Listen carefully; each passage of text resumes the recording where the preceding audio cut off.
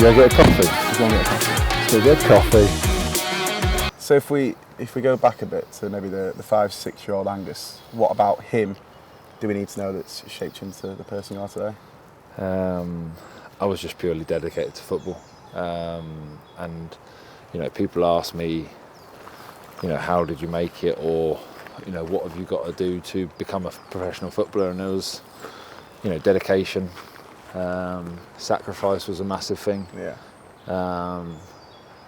One memory that sticks out was like, when you're leaving school and it was leavers party, but at training, and it was like all my mates like, you coming? I was like, no, I got training and stuff. And it was just little things like that probably, there was, I weren't annoyed, I weren't off. I don't know if you can put it on there, but it was more just like I knew what I wanted, and nothing was going to get in the way. And luckily, I've lived my dream. And that's when people say that hard work beats talent, where talent can't get to. And it's like having that sacrifice so early on, has that kind of grounded you from the infancy of your career? Yeah, definitely. And I'm a big believer that hard work does beat talent. Don't get me wrong, you get the exceptional player that is very talented, but hard work has got me to where I am today. I could have quite easily probably give up a few times throughout my career. We go back to when I was 15 and the doctor said I would never play football again. Overcome that hurdle. Bowel cancer set me back a little bit, but overcome that hurdle. So I feel like I am mentally strong, and it was from probably stuff I've been through throughout my whole life, sort of thing, that kept me to this place now. When you get in them setbacks at 14, 15, how mentally challenging is it? Tough, but I was lucky. I had a fantastic family around me that kept me going. And it's at 14 and 15 I was playing for England. I'd just signed, I think, a 4-year contract, my first professional contract at Reading. Talks of bigger clubs and all that sort of stuff, and it was just like I was just getting a bit of reward for sort of the hard work that I'd been through the whole few, and then obviously to have that setback, it was tough. But the people at Reading and the staff and didn't rush me, so it was tough. But everyone has challenges and hurdles you got to overcome, and I'm just glad that I overcome them. And then throughout your career, you've probably had spells at clubs where you've had strong ups, but then also the downs as well. How do you deal with them as you come to an end at a club, you go to another club, do well, and then might have another setback? It's just, it's a tough one because in the moment you have such great highs, and then obviously when the lows happen, it's just you're focusing on that next sort of that next high as such. So it's sort of just this, you want to stay at the highest level possible. For all of us players do. We want to try and achieve the highest level we can. So that was always my mindset. Whenever I weren't playing, whenever it's time to move on from a club, it was always like, right, what's the next challenge? Where am I going to go to next, and how can I make the most of that challenge, sort of thing. So that's sort of what kept me going. And then probably the most pivotal time in your life, not so your career, was probably... Not gonna lie, that sounds like my car alarm. Should we turn that one off? Sorry, lads. Go on. Probably the pivotal moment in not only your career but your life would be your diagnosis with bowel cancer. Yeah. Do you remember the day when you got told? Yeah, I remember it was like it was yesterday. And it was...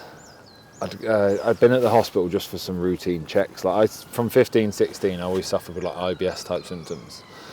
And that's sort of why the doctor, a long story short, but my blood basically inflamed and I had a blood clot in my lung, and the doctor was like, you never play football again. From that moment on, I sort of hid my symptoms, because I was like, well, there's no chance I'm not playing football. Like, what are you talking about? I'm sat crying in a hospital bed, my mum and dad are crying, and it was just like, no, I'm not accepting that sort of thing. So I'd just gone for some routine checks on my sort of stomach sort of thing, and we had just a routine biopsy type thing. And I remember going home, getting back to my house in Wakefield at the time, and the whole doctor rang me and was like, the doctor wants to see you again. And it was a Thursday night, so wanted to see me Friday morning. Obviously I was like, that's a bit strange. Didn't think anything of it. Played a bit of COD with the boys, woke up, gone to the doctors, and it was, I think I just sort of as soon as I sat down in the room without him saying anything, I was like, this isn't going to be a good meeting. But I never, obviously, until he said the words, you know, you've got bowel cancer, it was like, well, I didn't expect that sort of thing. And it was like, you know, football sort of goes out the window then. It's like, you know, forget about football. Am I going to, you know, how long have I got to live? You know, because everyone knows that, you know, you say the big C and it's, you know, it's you know, it's not always good news. So, you know, I sort of was overcome with worry, with fear. But luckily I had a great group of doctors and a great, you know, physio and doctors at Hull were amazing and sort of put my mind at ease to as such. So yeah, I remember having the weekend sort of to myself, and then the long dreaded drive to go tell my family that what I'd been diagnosed with. And I think that was out of the whole sort of, I don't know, 3, 4, 5 months maybe, that, you know, the operations and stuff, like the hardest day to this day was going back and telling my mum and dad and my sisters that, you know, I've been diagnosed with cancer sort of thing. So it weren't easy, but, you know, we got through it, luckily. You know, we caught it early, and that's what I emphasise now to everyone, you know, the message of, you know, getting checked early. Don't leave it too late, because, you know, I'm sort of living proof that, you know, I got checked early, and, you know, my outcome was, you know, probably a lot better than most. And since then, do you feel like it's something that when you are trying to, you know, with your career, with your life, that it's something that even though, you know, you're cancer free, it still kind of sits with you? Yeah, definitely. You know, I get tested every year, so there's always a reminder that, you know, what I've sort of been through. Yeah. Obviously, as a professional athlete, your diet's always quite good. So, you know, try and do as much as I can with that day to day. So yeah, it's, you know, it's a tough period of my life. Am I glad it happened to me? Probably not, but at the same time it shaped me and it's made me learn, and you know, like I say, you know, I'm mentally stronger coming out the other side. Yeah, I feel like I could have helped probably a lot more people and probably inspired a lot more people, but that's, you know, that's why I set up my own charity and bits and bobs that I need to do a lot more with, but it's obviously it's time consuming. Still following the dream as well, isn't it? So yeah, so, you know, still trying to hold down the day job as well as doing everything else. So it is tough, but it's all enjoyable things. Yeah, so ProDirect hadn't really got someone that was sort of doing that. So they were like, you know, would you like to test some boots out and sort of do a review and stuff on it? And, you know, it relates. You know, when I got into like the content side of things, like, I'm not going to be that guy that goes off and goes like teeth whitening and stuff. Even though I've had a few messages about that, like, and like I say, like, you know, some people like it, some people don't like it, but, you know, at the end of the day, it filled my day with more things to do. Yeah. And it was relatable. You know, I was going out and trying football boots on, and, you know, I was doing a session anyway, so why not do it in a pair of boots? That's what I mean, yeah. So it was just, it was really enjoyable. Yeah. And, you know, I got my nephews involved with it. Nice. You know, they're 15 and 18 and stuff, and, you know, they followed me out throughout my career. Yeah. That, you know, they're well, then the burning question is, what's your favourite pair of boots then? Oh, I'm going to have to go Skechers, aren't I? I'm going to have to go Skechers. I remember getting a call from the guy at Skechers, like when they first were like making the prototypes. Yeah. And he was like, mate, come down to the office. And I was like, what office? And he was like, I'll send you my location. I was all right. So it was only about half hour from me. And I drove there and I was like, mate, I'm outside Skechers. And he was like, yeah, come in. And I was like, what? Like, didn't believe him that he was going to bring out a boot with Skechers. Yeah. But, you know, the vision they had, he couldn't tell me at the time that it was going to be Harry Kane. Yeah. But he was like, look, we're going to get a big player. Saka as well, isn't it, now? I don't know if Saka's with New Balance, but they've got, who else have they got? I should know this, really. Yeah, they've got loads of players, and to be fair, you go into a changing room and a dressing room now, and there is probably 3 or 4 lads wearing Skechers, and it's not just the Harry Kane effect. They are good boots. Yeah. You know, they've headhunted some great guys that have developed the boot, and, you know, I think they've listened to what the players sort of wanted. Yeah. So yeah, I can only recommend them I don't know if that makes sense. I can only speak highly enough about them because they are good boots. Back onto the football. Obviously, probably a big moment in your career. Obviously, based in England, born in England, to move up to Scotland with Aberdeen. Yeah. Do you feel like at the time it was a risk? Yeah, I probably do. I'd left Rotherham after we got promoted back to the Championship, and found myself in search of obviously a new club. Yeah. And Swindon come on the phone, and I sort of know how sort of big of a club Swindon was at the time. I know they were striving for promotion, like they probably are this season, sort of thing. And it was a chance for me to go and play some football back close to home. Yeah. So moved down there, and then I signed a longer term contract. Been a bit younger, you get offered a longer term contract, not being 33. But anyway, come the January, things were changing at the club. Wanted probably rid of a few of the older lads, decrease the wages, bring in some youth, all that sort of stuff. So, it was probably my time to move on. Yeah. And I had Burton, MK Dons and Aberdeen, and I knew of Aberdeen, I knew the size of the club, but still, the size of the club, but it's not till you're involved in it that you actually realise the size of the club and what Scottish football is all about. Yeah. I think a lot of people turn their nose up at Scottish football. They probably think, there's only Celtic and Rangers, everyone else is sort of not that good. Yeah. But it's probably one of my most enjoyable parts of my career. Yeah. Going to Celtic, going to Rangers, going to Dundee away on a Tuesday night was probably arguably one of my most enjoyable away wins. Just to see the fans and stuff, and not just the Aberdeen fans, the whole of Scottish football, the whole of Scottish fans they're mental. Honestly, they make Scottish football, and it's if I could give one bit of advice to someone that wanted to go, is do it. Yeah. Because you'll really enjoy it, and you'll really enjoy your football. Luckily we qualified my first season. I think when I signed we were 7th. Yeah. And we ended up finished 3rd. And that was automatic European football for the next season. So did I ever think moving to Aberdeen on a 6-month deal was a risk? Yes, but it paid off.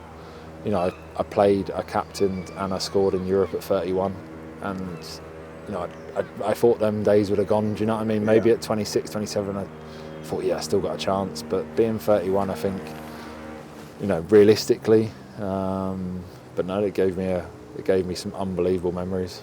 Talking of unbelievable memories, I know we spoke about it in your interview, but maybe in a bit more detail, the goal at Helsinki, not bad, eh? I used to be a striker back in the day. No, when I was 12, we used to do this thing after training at Aberdeen, because you're a million miles away from everywhere. Yeah. So there was never a rush to leave training, sort of thing. And we had a good group of lads that sort of wanted to do a bit extra, and we sort of made this game up. You ping a ball to the edge of the box, you have a shot, and it would just be a bit of a laugh. And we'd all put coffees on it, sort of thing, and it'd get to the point where the manager was like, "Get in!" Like, we'd do it that much. Yeah. But I think it sort of, leading up to that goal, it was like that was what we were doing in training, sort of thing. Not in training, but like after training, sort of thing, just for a laugh, just for coffees. And I sort of touched it at the edge of the box, and without even thinking about it, I just thought, "Well, I'll hit this," sort of thing. And luckily it skyrocketed into top corner and got. It wasn't a fluke then? No, definitely not. To get the game back to 2-1, it really, the momentum changed. We got it back to 2-2, and Celebration was so poor. So poor, wasn't it? Did you see my tash? Yeah. Oh, no. You got to give it big uns after that, surely. Yeah, but we're losing 2-1. If that was the winner, shirts off, and I'm in the snow. But that was sort of, as much as playing in Europe and travelling around, we went to, I think our first game in Europe was Eintracht Frankfurt away, and it was like, I didn't start that game, but I was gutted not to start that game, but I was there and I was like, this is incredible. This is what, everything I've been as close to almost a made it moment. Yeah, and then, starting at Helsinki away and then scoring that was the made it moment. And then we brought Frankfurt back to Aberdeen, and I walked out the captain that game, and we beat them 2-0. So it was sort of a pinch me moment. Yeah, so Scotland's given you some great memories. Some great memories, and then we'll go on to the Scottish Cup semi-final against Celtic, and I broke down into tears after that game. Yeah, like just the emotion of it. My whole family were there. My little one was there. Yeah.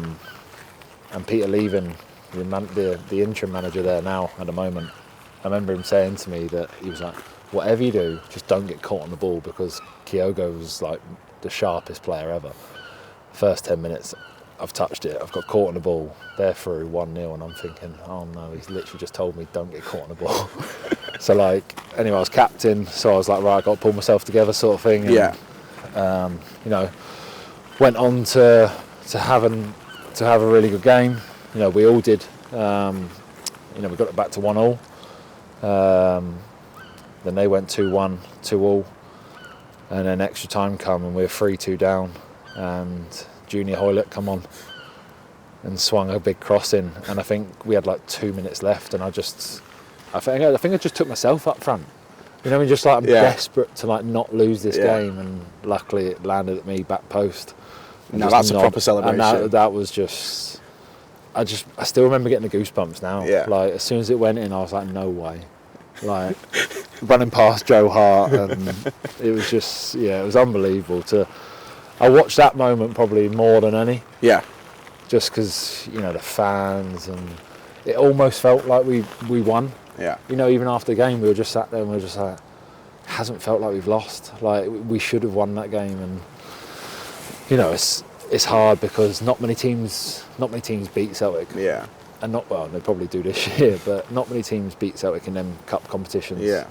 They take more fans than you, and just they're used to that sort of that day a bit more. But that's where moments sometimes almost trump results when it's like that. Yeah. It's obviously disappointing to not go through, but then to have that moment with 30,000 fans, it's just priceless. It's incredible.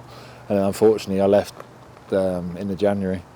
Well, the next season, the following season, the January. And then obviously they went on to beat Celtic in the final and win the cup. So, it was for the club and everyone involved in the club. I was so pleased for them. But I was just gutted that I couldn't be involved in it. But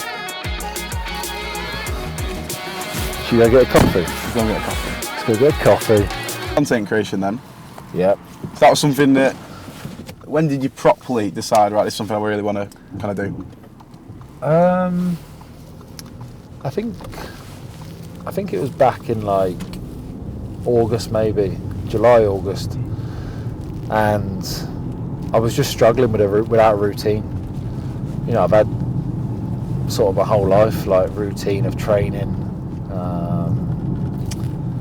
and being around lads every day, sort of thing, and I just struggled without routine. And it was I do my morning run, I do my gym session, and I'd be like, well, what next, sort of thing. And I spoke to a few people, a few brands have reached out and was like, oh, do you want to do this, do you want to do that? And I was actually yeah, why not, sort of thing. And it actually got to the point where it was really enjoyable, networking with different brands and sort of speaking to one brand. You do a video and then you get a couple other brands and you don't know where it can take you, sort of thing. So it was actually really enjoyable. Obviously normally 90% of what I content create or do some videos around is relatable. I won't be doing any teeth whitening anytime soon. What was that? You think I need to teeth whiten?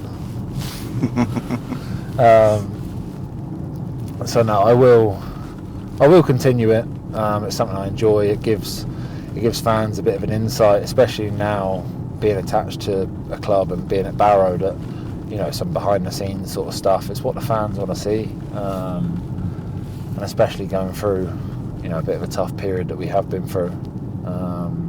It sort of brings the fans to life as well and can get them back on your side, sort of thing. What do you want it to be? Because you said my celebration in Helsinki was poor. You just ran back to the halfway line. Yeah, but I had a great tash, pointed to the fans, got back in place, 2-1 down. That probably is valid, isn't it? Yeah. Have you got a flip in you? Have I got a flip? Yeah. I'll flip you in a minute. No, I haven't. That'd be an interesting story. As long as it's into the camera, I'm not too bothered. All right, well, I'll have a little think, because I scored at Exeter actually this week last year. Right. We were all joking, whoever scores does the Cheltenham Festival horse jockey celebration. Yeah, do that. So if I score, should we go for the horse jockey? Yeah. Okay. The group that you're coming into, obviously outside the window or without a pre-season, do you feel almost an extra pressure to make an immediate impact, almost sometimes to just tell everyone that this is me, this is who I am, etc. Yeah, definitely. Not having a club sort of all season and then sort of coming in for the last 2 months in a bit of a dogfight is, you don't want to come in and disappoint the lads, because they're the ones that have worked their bollocks off all season to get to where they are now, sort of thing. So there is a pressure of I want to perform well for these boys, because I don't want to do them any disjustice. Is that what disjustice? Disjustice is a good word, that. Yeah. Makes sense. Yeah. Chat GBT, that. Yeah. Good word.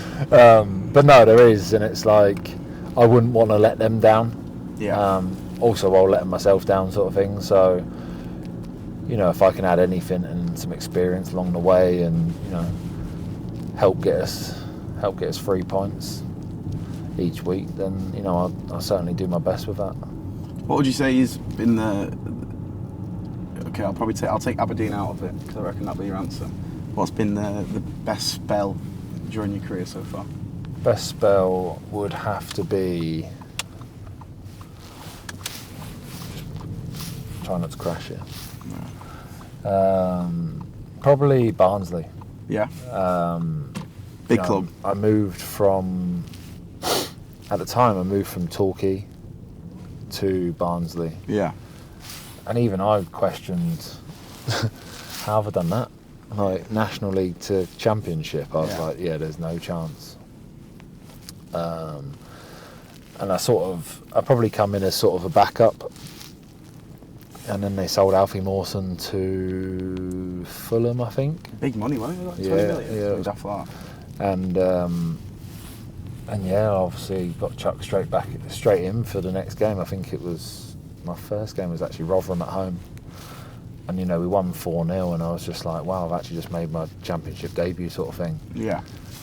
And then never come out the team. Played 44 games that season, and we went to Newcastle away, Villa away, and I think we took 4 points off Villa that year, and they got promoted. So it doesn't look like the coffee shops round here. It's going to be one of them ones, isn't it? It's going to be on the high street. It's going to be on the side street. CCTV in operation. Okie dokie. Best player I've played with. That's a tough one. Michael Dawson's up there. Yeah. Should we go top three? Go on, top three. Top three. Michael Dawson. Ross Barkley. I could chuck in Harry Kane if you want me to. No, that was like my England youth team when I was younger. It was like Ross Barkley, Jack Butland in goal, John Joe Shelby. Do you remember Emmanuel Frimpong for Arsenal? No. Do you remember him? He came with that saying, "Dench." Do you remember that? No. Before your time. I'm old. I'm getting old. Playing against, if you want to go top three, played against. Oh, here we go. Olivier Giroud. Nice. I'm going to have to go William as well. William was ridiculous. This always surprises people, but Bobby Zamora. What a player. Bobby Zamora. One of the strongest. Yeah, one of the strongest players I've played against. Sorry. It was in a reserve match when he was at Fulham. I think he was just coming back for fitness. I've made these. Ash has kindly let me use the machine. Let's have a look.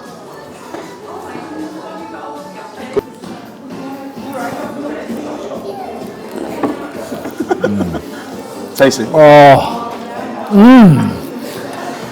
Honestly, I can't function without coffee. It's so good, isn't it? So good. Great character. A lot of the lads obviously come to Aberdeen when we just sacked one of our managers, and we were, I can't remember where we were in Europe at the time, just come out of Europe, and I think we were sitting like mid-table, so like, yeah, just unbelievable, like, in the dressing room, fantastic. You know, the coaching side of things, obviously, you either love it or you hate it. It was probably completely different to what we had before, and I think some of the lads couldn't really take to that. But for me, like, I got on really well with him. He played me in quite a few games. Funny enough, obviously I signed here on the Monday, Tuesday or Wednesday. Saturday morning, I'm out walking the dog. I know where this is going to go. I'd actually just got a bit of a coaching job the week before, because I was like, I need something to like keep mind occupied, keep my eye in on like the football side of things. So, you know, Saturday, chilled morning with the dog. I was down south at Mum and Dad's, and just having a really chilled weekend sort of thing. Anyway, I get a random number on FaceTime. No one ever FaceTimes me that doesn't have my number. So I answered it, but I'm answered it like that, so it's just facing up. No, we're not like. How are we doing? You okay? Angus, you okay?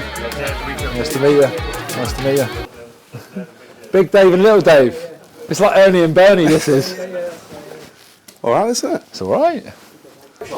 Favourite biscuit, Chase? What, in there? Yeah. If you had to choose any of them. Don't eat them, mate. No, I don't either. Body's a temple and all that. Whoa! Hello, mate. What's going on here? What are you going for? Black and blue that doesn't go? Please. Listen, don't be like that. I'm joking. Yeah, Jammy Dodger are good, aren't they? With a bit of cream. You might up for the day. Yeah.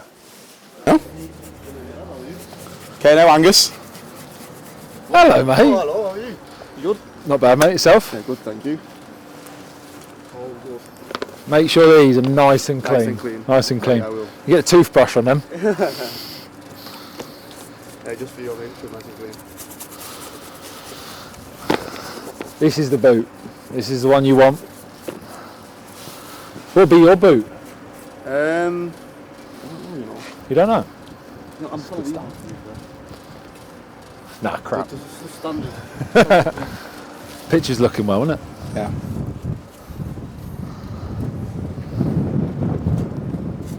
Give them the beans! That's such a good flag. It's not windy today or anything.